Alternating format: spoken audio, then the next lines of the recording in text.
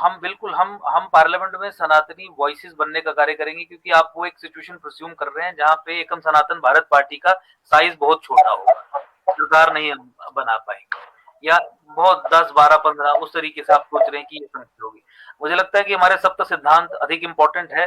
Parliament में सनातनी voices बन के सनातन के कोर इंटरेस्ट के बारे में आवाज उठाना और इन सप्त सिद्धांतों के बारे में पूरे भारतवर्ष में मोबिलाइजेशन, एक मूवमेंट खड़ी करना, ये हमारा उद्देश्य रहेगा।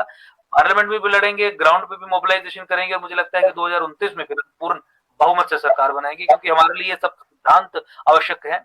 और इन 5 वर्षों में भी मान लीजिए ऐसी परिस्थिति बन जाती है, इन 5 वर्षों में भी जो हमारे सप्त सिद्धांत हैं, जो हमारे गोल्स हैं, इतना दबाव बना देंगे कि इसमें से कई सारे, कोई भी सरकार हो, उसे इंप्लीमेंट करने पड़ेंगे। क्योंकि मैंने आपको बताया, Hindu active governments will kneel down. इस समय सिचुएशन ये है, हिंदू पैरालाइज पैरालाइज्ड है।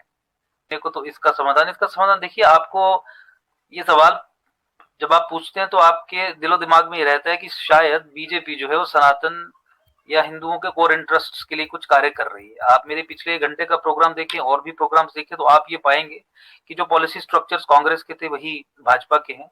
अपीजमेंट के दृष्टिकोण से अगर आप देखिए, मुस्लिम अपीजमेंट के दृष्टिकोण से, तो ये उसे भी सरपास कर गए हैं। मैंने कुछ डेटा भी पढ़ा जो भाजपा के हैंडल्स से ही शेयर किया गया था कि किस तरीके से उन्होंने ये साबित किया कि कांग्रेस ने मुसलमानों के लिए जो पिछले 70 साल में नहीं किया, अपने 9 वर्ष के कार्यकाल में किया। मैंने आपको denial of minority rights to non Muslims in J and K के बारे में जिक्र किया।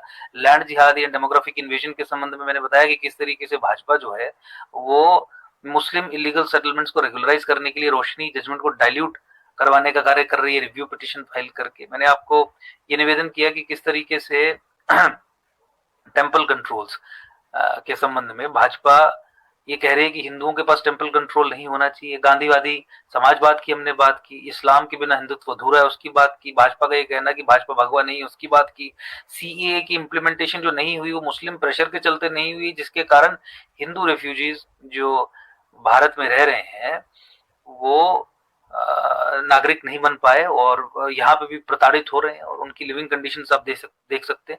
तो ये जो हमने अपने दिमाग में हिंदू लेजिटिमेसी दे के रखी है ना बीजेपी को कि हिंदुओं का वोट वहां पे जाना चाहिए, ये इसका कोई आधार नहीं।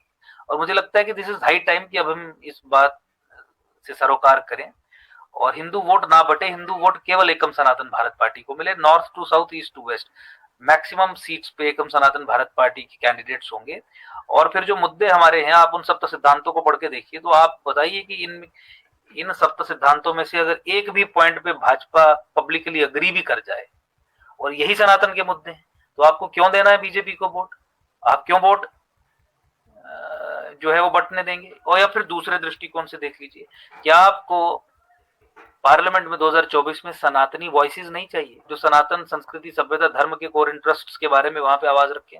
नुपुर शर्मा एपिसोड के बाद कितनी हत्याएं पैन इस्लामिक स्टाइल में, आईएसआईएस के स्टाइल में हिंदुओं की हुई? जो हिंदू नरसंहार था, हिंदू जेनोसाइडल किलिंग्स थी, एक भी एमपी ने क्या पार्लियामेंट में इस संबंध में आवाज उठाई कि जिहादी स्टाइल में हिंदुओं की हत्याएं की गई हैं? तो देखिए, जिस आधार पे हम हिंदू लेजिटिमेसी देते हैं, मुझे लगता है कि उसके बारे में और जानकारी जो है वो हमें भी फैलाने की जरूरत है। लेकिन दिस इज हाई टाइम, हम एक सर्वाइवल और एग्जिस्टेंस की बैटल लड़ रहे हैं जहां हिंदू नरसंहार को नरसंहार नहीं भारत सरकार मानती, हिंदू नरसंहार को निरंतरता में रख रही है। यहाँ पे हिंदुओं को चुन चुन के मारा जाता है और आपके अमित शाह जो होम मिनिस्टर हैं, उनके जो एजेंट यहाँ पे जो एलजी हैं जम्मू कश्मीर में, वो कहते हैं कि जब कश्मीर में जो हिंदू हत्याएं होती है धर्म के एंगल से मत देखिए।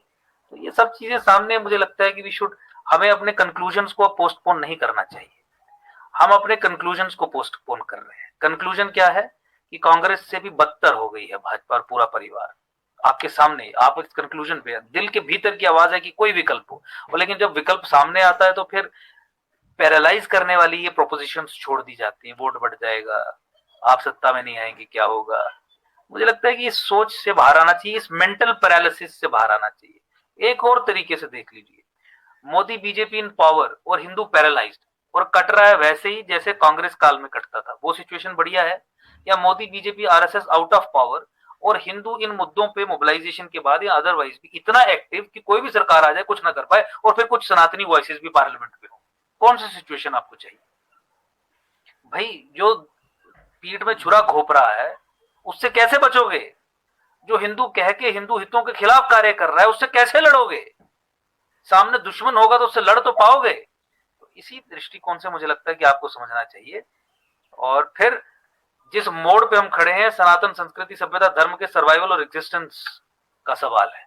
ये दायित्व है, कोई अमेरिका, यूएस, यूके, कनाडा से नहीं आएगा। सनातन संस्कृति सभ्यता धर्म के संरक्षण हेतु सनातनियों को खड़ा होना पड़ेगा। और जब हम खड़ा होने का प्रयास कर रहे हैं तो इसमें साथ देना आपका भी दायित्व है, क्योंकि हम भी पार्टी बना के कोई लग्जरी अटेन करने का काम नहीं कर रहे हैं। एक दायित्व है, एक जिम्मेदारी है जिसका निर्वहन करने का काम कर रहे हैं। इसमें आप सब लोगों का साथ नहीं मिलेगा तो किस तरीके से आगे चल पाएंगे।